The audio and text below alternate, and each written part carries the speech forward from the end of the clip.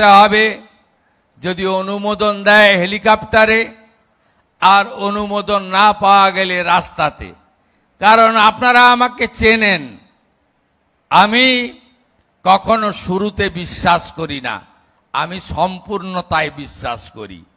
আমার জীবনে আমি সব সময় এতে করি এবং কথা যদি দেন ভেবে দেবেন, আর যদি দিয়ে দেন সে কথা রাখবেন, নইলে মানুষের কোনো মূল্য থাকে না।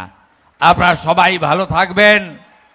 আমি চাই কেশপুর মানে বোমা গুলির আওয়াজ, কেশপুর মানে মিথ্যা মামলা, কেশপুর মানে সন্ত্রাস, কেশপুর মানে একদলীয় ব্যবস্থা, কেশপুর মানে রাজ্য কেন্দ্র সরকারের সব উন্নয়নের কাজ থেকে কাটমানি, কেশপুর মানে পঞ্চায়েত মানে লুট।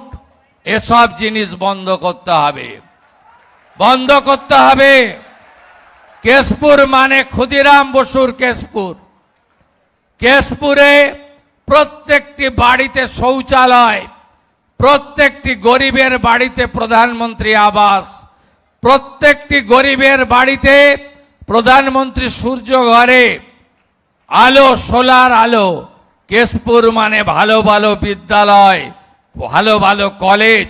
কেশপুর মানে হসপিটালটা ভালো হবে, রেফার হবে না। কেশপুর মানে রাস্তাঘাট চকচক করবে। কেশপুর মানে সবাই আনন্দে থাকবে, কেউ পিএম কিষাণ পাবে, কেউ অন্নপূর্ণা যোজনা পাবে, সবাই আয়ুষ্মান ভারত পাবে। এই কেশপুর আমি চাই। আমি এসপিকে বলে গেলাম, অনেক অত্যাচার সহ্য করেছে নরেন্দ্র মোদী জিন্দাবাদ বলার জন্য, অনেক মানুষ অনেক অত্যাচার সহ্য করেছে। সমস্ত মামলা প্রত্যাহার করবেন,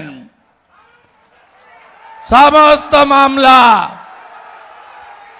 এই সামনে যারা বসে আছে এদেরকে জেল খাটিয়েছে মাসের পর মাস, আমি ভুলিনি। 24 সালে লোকসভা ভোটে এই কেশপুরে আমাকে সভা করতে বাধা দেওয়া হয়েছিল, মানিনি আমি। মানুষ আসেনি কিন্তু আমি এসেছি।